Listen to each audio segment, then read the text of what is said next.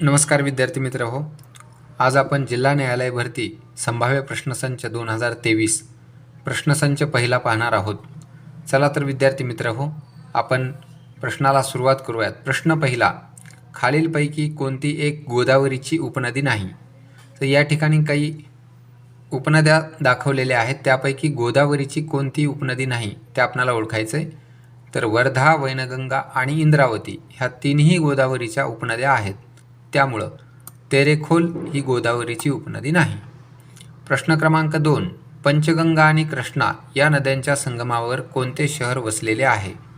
तर पंचगंगा आणि कृष्णा या दोन नद्यांच्या संगमावर नरसिंहवाडी हे शहर वसलेलं आहे. प्रश्न क्रमांक 3, 2011च्या जनगणनेनुसार महाराष्ट्राची लोकसंख्येची घनता किती आहे? या ठिकाणी महाराष्ट्र राज्याच्या लोकसंख्येची घनता विचारल्या विद्यार्थ्यांनो. तर 2011च्या जनगणनेनुसार महाराष्ट्र राज्याच्या लोकसंख्येची घनता ही 365 आहे, जी की 2001 साली 315 होती. त्यामध्ये 50 अंकांची वाढ होऊन 2011 साली ती 365 एवढी झालेली आहे. प्रश्न क्रमांक 4, सुप्रसिद्ध देवगिरी किल्ला कोणत्या जिल्ह्यामध्ये स्थित आहे? तर देवगिरी किल्ला हा छत्रपती संभाजीनगर या जिल्ह्यामध्ये स्थित आहे.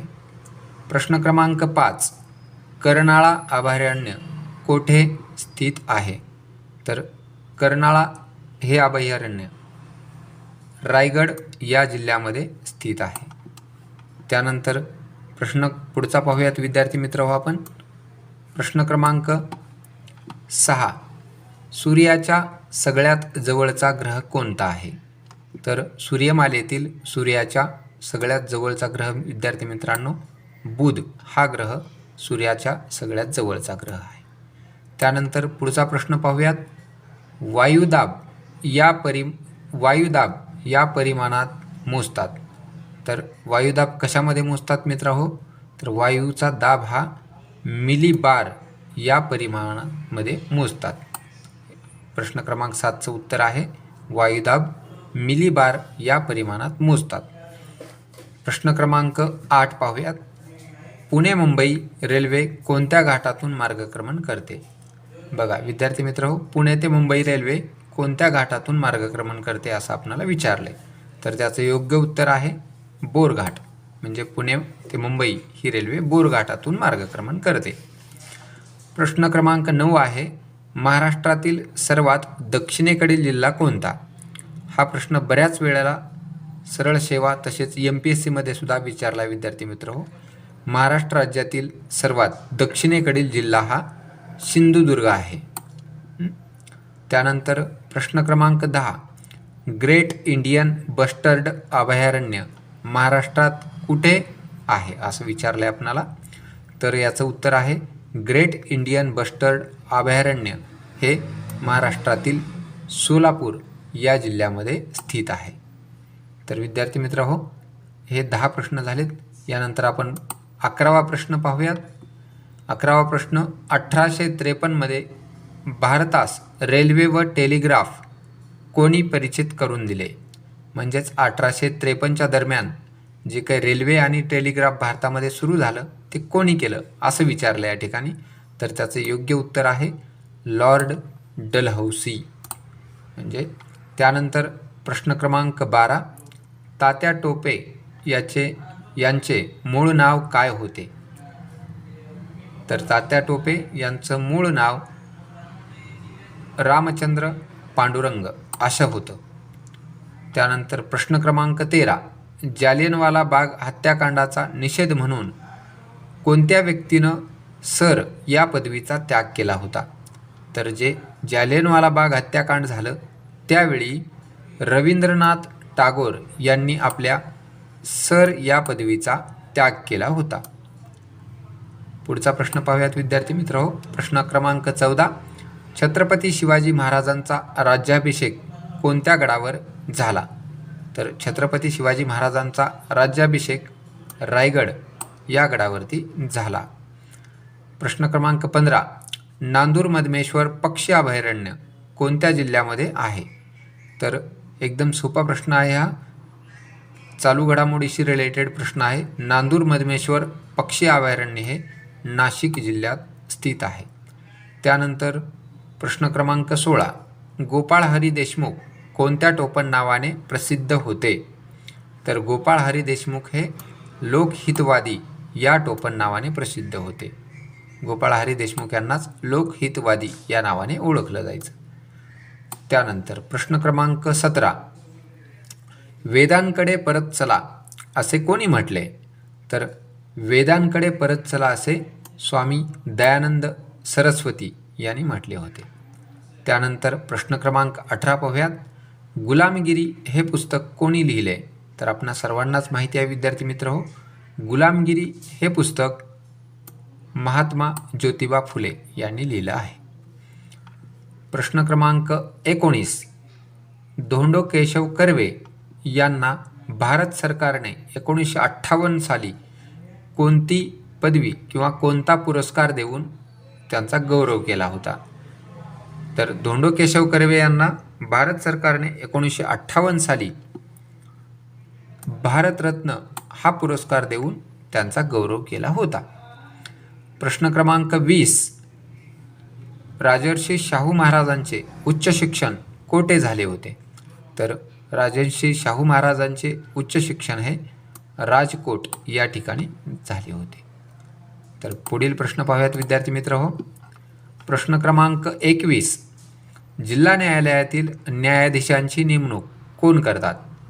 पहा विद्यार्थी मित्र हो, प्रत्येक जिल्ह्याला एक जिल्हा न्यायालय असतं आणि त्या जिल्हा न्यायालयातील न्यायाधीशांची नेमणूक कोण करतात असा प्रश्न आहे.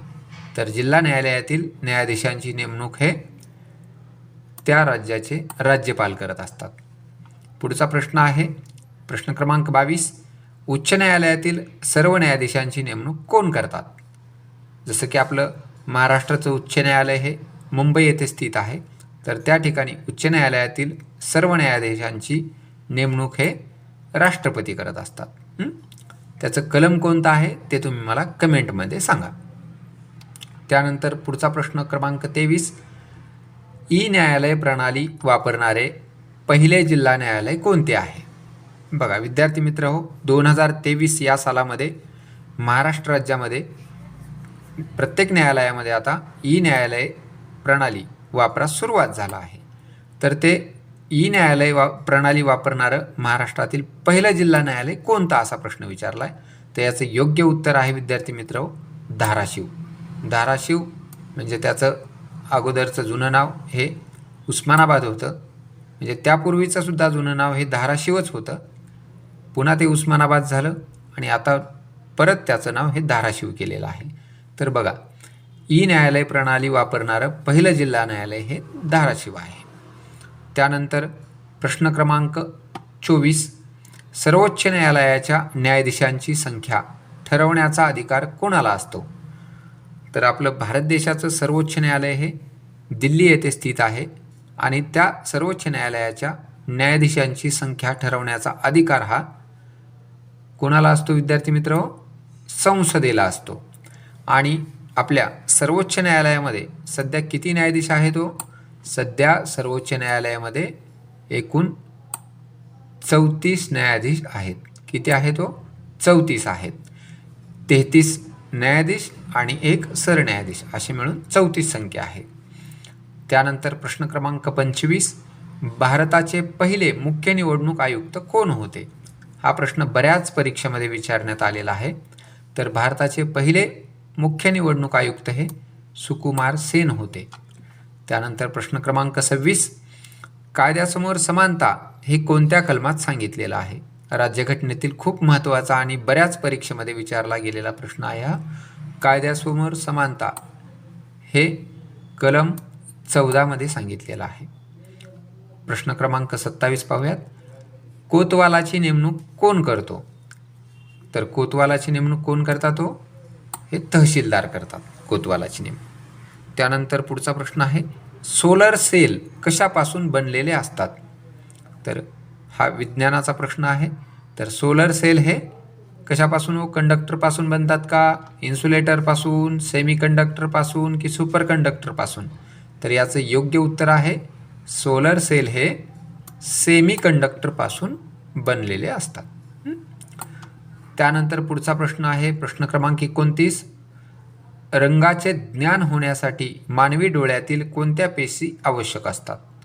तर मानवी डोळ्यांना रंगाचं ज्ञान होण्यासाठी शंकू पेशी आवश्यक असतात.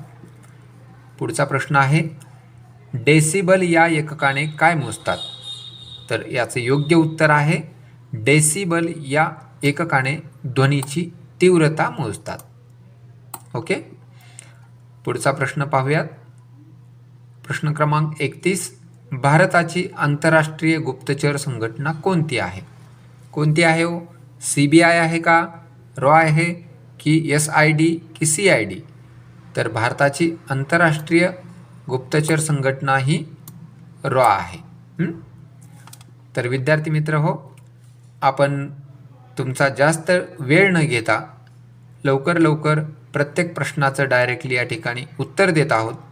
तर तुम्ही हे उत्तर पाहत असताना बाकीचे पर्यायसुद्धा पाहत चला. यानंतर पुढचा प्रश्न पाहूयात. प्रश्न क्रमांक 32. खालीलपैकी या ठिकाणी आता काही मराठी व्याकरणाचे प्रश्न आहेत. खालीलपैकी निश्चितपणे एकवचनी नाम ओळखा. तर या ठिकाणी बघा खाली 3 प्रश्न दिलेत. तिन्हीमध्ये एकवचनी नाम ओळखायचं आहे आपल्याला. काय ओळखायचं आहे? एकवचनी नाम, आणि ते निश्चित एकवचनी असलं पाहिजे. बघा यातील पाहूयात. पहिला दिशा, आज्ञा, सभा आणि जाऊ. तर याच्यातलं निश्चितपणे एकवचनी असणारं नाम कोणतं आहे हो? दिशा असू शकेल का? नाही. एक दिशा अनेक दिशा, एक आज्ञा अनेक आज्ञा, एक सभा अनेक सभा. पण एक जाऊ अनेक जाऊ होतात का? तर त्या ठिकाणी जाऊ हा शब्द निश्चितपणे एकवचनी आहे. तिथं अनेक वचनात अनेक जावा असा शब्द असा अनेक वचनी नाम येतं. त्यामुळं निश्चितपणे एकवचनी नाम कोणतं आहे? जाऊ. पुढे वाघ, चित्ता, हत्ती, सिंह. एक वाघ अनेक वाघ, एक चित्ता अनेक चित्ते होईल का? त्यानंतर एक हत्ती अनेक हत्ती, एक सिंह अनेक सिंह. परंतु इथं चित्ता उत्तर हे दिलेलं आहे. ओके. त्यानंतर पुढं आहे भाऊ, कागद, दिवस, रात्र. तर याचं निश्चितपणे एकवचनी असणारं उत्तर आहे रात्र. विद्यार्थी मित्रांनो, पुढचा प्रश्न आपण पाहूयात. क्रमांक 33. भाजीपाला या शब्दाचे लिंग ओळखा. बघा आता भाजीपाला हा कोणता शब्द आहे हो? हा सामासिक शब्द आहे. आणि सामासिक शब्दाचं लिंग ओळखण्याची खूण काय असते? तर त्या शब्दातील शेवटच्या पदावरून आपण लिंग ओळखत असतो. भाजीपाला, पाला हा शब्द कसा आहे? पुल्लिंगी आहे. म्हणून भाजीपाला हा पूर्ण शब्द कसा होईल हो? पुल्लिंगी होईल. लक्षात आलं? भाजीपाला. या ठिकाणी तुम्हाला मीठ भाकरी असा शब्द विचारला असता तर काय झालं असतं? स्त्रीलिंगी आलं असतं त्याचं उत्तर, कारण भाकरी हा शब्द स्त्रीलिंगी आहे. पुढील प्रश्न क्रमांक 34. खालीलपैकी भाववाचक नसलेले नाम ओळखा. आता याच्यात भाववाचक कोणते कोणते नाम आहे तो? श्रीमंती भाववाचक आहे, नवलाई भाववाचक आहे, आई हे मात्र भाववाचक नाही, सौंदर्य हे भाववाचकच आहे. तर याचं योग्य उत्तर काय होईल हो? भाववाचक नसलेले नाम म्हणजे आई. प्रश्न क्रमांक 35. संधी सोडवायला सांगितली आहे. वृक्षोद्गार्य याचं योग्य उत्तर सांगा बरं काय असेल? वृक्षोद्गार्याचं वृक्ष अधिक औदार्य हे होईल का? की वक्ष अधिक औदार्य हे होईल की वक्षो अधिक दार्य हे होईल? तर याचं योग्य उत्तर काय आहे? वृक्ष औदार्य. चला पुढील प्रश्न आहे प्रश्न क्रमांक 36. पूर्वरूप संधीचे उदाहरण ओळखा. बघा संधीचे पूर्वरूप एक संधी असतं आणि पररूप एक संधी असतं. तर याचं योग्य उत्तर काय आहे? काय होईल हो? घामोळे होईल का? मनस्ताप, निस्तेज? तर नाही. याचं योग्य उत्तर काय आहे? खिडकीत. खिडकीची फोड कशी होते हो? खिडकी आत अशी त्याची फोड आहे. तर खिडकी हा शब्द जशास तसा राहतो आणि आतमधलं आ कट होऊन फक्त त राहतो. म्हणजे खिडकी हा पूर्वीचा शब्द पूर्ण जशाला तसा राहतो, म्हणून हे कशाचं उदाहरण आहे? पूर्वरूप संधीचं. पूर्वरूप म्हणजे पूर्वपद जशाला तसं राहणं आणि उत्तरपदातील फक्त काही घटक त्यामध्ये घेतले जातात. म्हणजे खिडकी आत, खिडकी शब्द आणि आतमधला त फक्त खिडकीत, म्हणून पूर्वरूप संधीचं उदाहरण आहे खिडकीत. त्यानंतरचा पुढचा प्रश्न आहे, ळ हा वर्ण कोणत्या प्रकारचा आहे? बघा, वर्णांचे प्रकार असतात. कोणते कोणते असतात? काही उष्मे आहेत, काही व्यंजन आहेत, काही स्पर्श व्यंजन आहेत, काही स्वतंत्र वर्ण आहेत आणि काही महाप्राण आहेत. तर त्यापैकी ळ हा शब्द स्वतंत्र वर्ण आहे. ओके. त्यानंतर पुढचा प्रश्न पाहूयात. प्रश्न क्रमांक 38. आपल्या तोंडावाटे निघणाऱ्या मूलध्वनींना काय म्हणतात? तर विद्यार्थी मित्र हो, आपल्या तोंडावाटे निघणाऱ्या मूलध्वनींना काय म्हणतात? वर्ण म्हणतात का, अक्षर की स्वर की व्यंजन? तर याचं योग्य उत्तर आहे वर्ण. प्रश्न क्रमांक 39. मृगनयना या समासाचा प्रकार सांगा. तर मृगासारखे आहेत नयन जिचे ती मृगनयना, म्हणजे हा समासाचा कोणता प्रकार आहे? बहुव्रीही समास. म्हणजे मृगनयना म्हणजेच हरिणासारखे जिचे डोळे आहेत ती मृगनयना, म्हणजेच बहुव्रीही समास. पुढचा आहे प्रश्न क्रमांक 40. आमरण या समासाचा प्रकार सांगा. तर आमरण म्हणजे ज्याला मरण नाही असा, यातील आ शब्दाला महत्त्व आहे, म्हणून याचं उत्तर आहे अव्ययीभाव समास. पहिल्या पदाला या ठिकाणी महत्त्व आहे. त्यानंतर पुढचा प्रश्न आहे 41 नंबरचा, शर्वरी शब्दाचा समानार्थी शब्द ओळखा. तर शर्वरी म्हणजे काय स्त्री असेल का, बेल असेल की रात्र की ललना? तर याचं योग्य उत्तर काय आहे मित्रांनो? शर्वरी म्हणजे रात्र. ओके. त्यानंतर प्रश्न क्रमांक 42 म्हणजे आपल्या आजच्या सेशनचा हा शेवटचा प्रश्न आहे. तर आपण हे पहिलं आज सेशन घेतलं विद्यार्थी मित्र हो. तर यानंतरचे सर्व सेशन हे यापेक्षा आणखीन उत्तम बनवण्याचा मी प्रयत्न करणार आहे. त्यामध्ये टायपिंग करून तुम्हाला यापेक्षा जास्त क्लॅरिटीने तुम्हाला ते पाहता येईल. हे सर्व मी लिहून काढलेत प्रश्न. हे सुद्धा प्रश्न खूप चांगले आहेत.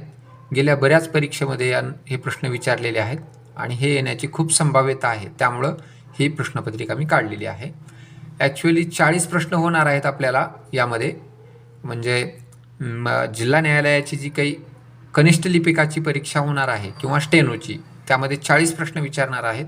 पण मी या ठिकाणी 2 जास्त घेतलेत, 42 प्रश्न घेतलेत. तर असेच आपण यापुढेही प्रश्नोत्तरांचे सेशन घेणार आहोत. त्यामध्ये खूप महत्त्वाचे आणि इम्पॉर्टंट प्रश्न घेणार आहोत. त्याचबरोबर आपण मुंबई उच्च न्यायालय, नागपूर उच्च न्यायालय आणि औरंगाबाद म्हणजे आताचं छत्रपती संभाजीनगर उच्च न्यायालय, या उच्च न्यायालयामध्ये झालेल्या जे काही जुन्या प्रश्नपत्रिका आहेत त्याचं सुद्धा आपण PYQ सेशन घेणार आहोत. तर विद्यार्थी मित्रांनो, आपण शेवटचा प्रश्न घेऊयात. 42वा, आगंतुक शब्दाचा विरुद्धार्थी शब्द ओळखा. आगंतुक म्हणजे काय अचानक आलेला. मग याचा विरुद्धार्थी काय असेल? आमंत्रित केलेला. ओके. तर आगंतुकचा विरुद्धार्थी शब्द काय आहे? आमंत्रित.